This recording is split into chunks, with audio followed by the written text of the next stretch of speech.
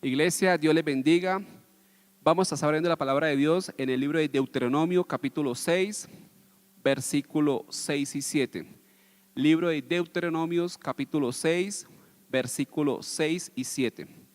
Y leemos palabra de Dios con la bendición del Padre, del Hijo y con la guianza y el poder del Espíritu Santo de Dios. Y dice: y estas palabras que yo te mando hoy estarán sobre tu corazón, y las repetirás a tus hijos, y hablarás de ellas estando en tu casa, y andando por el camino, y al acostarte, y cuando te levantes. Vamos a estar orando por la palabra. Padre, gracias por su palabra. Yo declaro que esa palabra no retornará vacía a nuestros corazones, sino que hará fruto y efecto, cual al 30, cual al 60 y cual al 100 por uno. En Cristo Jesús damos gloria. Amén y amén. Y como manera de introducción, mis hermanos, quiero hacer dos preguntas. Quiero preguntar a las personas que nos están viendo por las diferentes redes sociales: ¿realmente están sacando el tiempo para hacer un devocional en su casa, con sus hijos, con su esposo, con su esposa, con su familia? Y a mis hermanos de la congregación, honestamente, estamos haciendo iglesia en casa, estamos apoyando los MED de las comunas. ¿Y por qué inicio haciéndoles esas dos preguntas?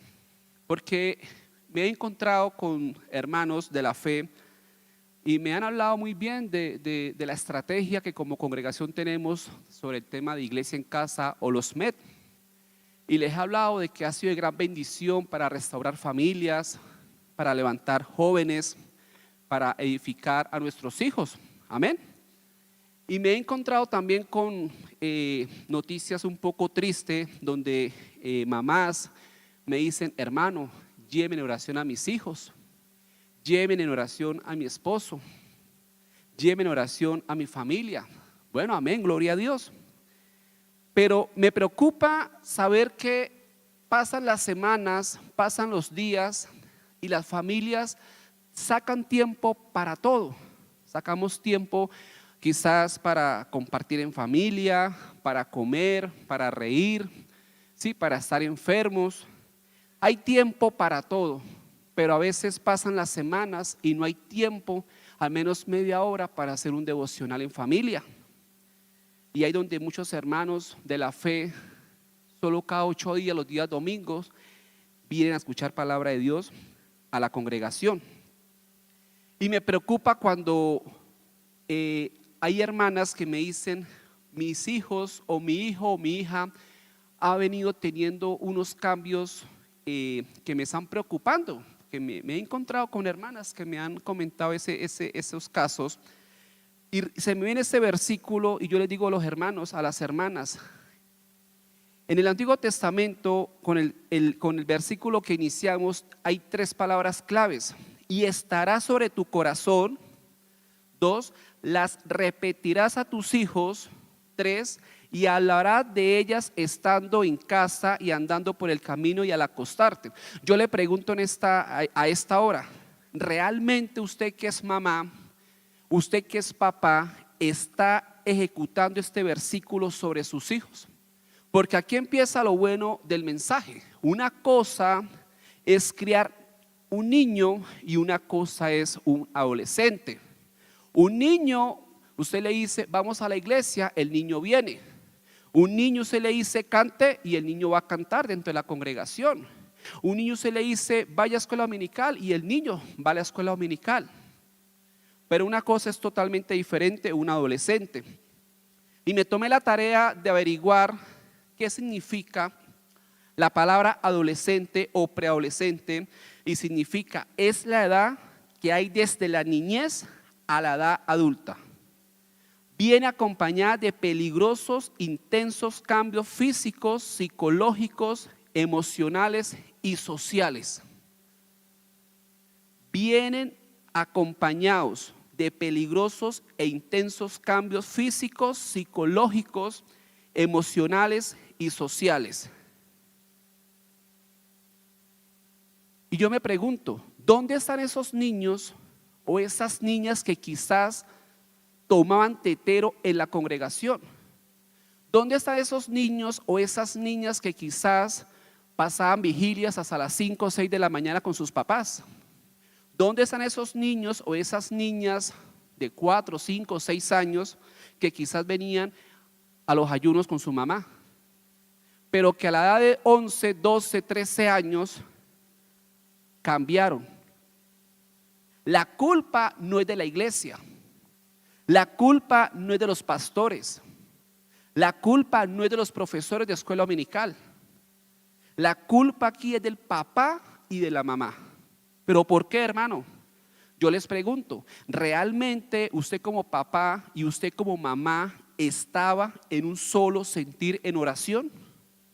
¿Realmente puso en práctica desde que su hijo o su hija, desde los 5 o 6 años que tienen uso de razón, el versículo 6 y 7 de Deuteronomio 6? Estarán sobre tu corazón y las repetirás a tus hijos y hablarás de ellas estando en tu casa y andando por el camino y al acostarte y cuando te levantes. Está hablando que siempre uno como papá o uno como mamá tiene que inculcarle ese versículo a sus hijos. Es fuerte quizá lo que estoy hablando. ¿Ve? Me preocupa cuando hay mamás, cuando hay mujeres cargando con oraciones ajenas. Y lo digo como con autoridad porque me he encontrado con hermanas que me dicen: hermano, ayúdeme a orar por mi esposo que no quiere volver a la congregación. Hermano, ayúdeme a orar por mi esposo que está como frío. Hermano, ayúdeme a orar por mi esposo porque se volvió adicto a las redes sociales. Y algo que me hacía ver el Espíritu Santo de Dios es Hechos capítulo 3. Rápidamente, libro de Hechos capítulo 3. Dice: curación de un cojo. Qué triste ver mujeres que quizás vienen con sus esposos a las congregaciones, pero el esposo se queda atrás. Qué triste ver mujeres o familias que vienen con sus hijos y la esposa con sus hijos se hacen adelante, pero el esposo se hace atrás, o en muchos casos no entra a la congregación porque me da pena, porque no quiero. Hechos capítulo 3 del 1 al 5 narra la historia de un cojo, donde Pedro y Juan venían a la congregación, como narra la Biblia, se llama La Hermosa, esa congregación. Pero ese hombre, ese cojo, prefería quedarse afuera lamentándose, pidiendo una limosna a cambio, y no entraba a la congregación. Usted y yo que tenemos el privilegio, que tenemos libres cultos aquí en Colombia y donde me ven por redes sociales, varón, no se quede atrás, no se quede afuera, dentro de la congregación, dentro del templo adelante, porque es que dentro de la congregación, dentro de la iglesia, como dice Hechos capítulo 3, La Hermosa, allí era un lugar santo donde se alababa, donde se glorificaba, donde había milagros, prodigios y sanidades. ¿Por qué quedarse atrás? ¿Por qué quedarse afuera? Porque hay mujeres que en los ayunos, en las vigilias o en cultos especiales, el género femenino, la mujer, se ve se ve bastante. ¿Dónde están los varones? ¿Por qué hay mujeres pidiendo oración por sus esposos? Entonces, ¿yo qué quiero en esta tarde? Al varón, al esposo, al hombre que me está viendo por internet, por las redes sociales, no se pierda ese privilegio, esa oportunidad. Venga con su esposa, con sus hijos a la congregación. Vea que una cosa es el niño que usted tiene y otra cosa es el adolescente cuando va creciendo. No espere que cuando su hijo de 13, 14 años quizás se desvíe de camino, porque usted y su esposa no están en un solo sentir en oración, velando y clamando por su hijo.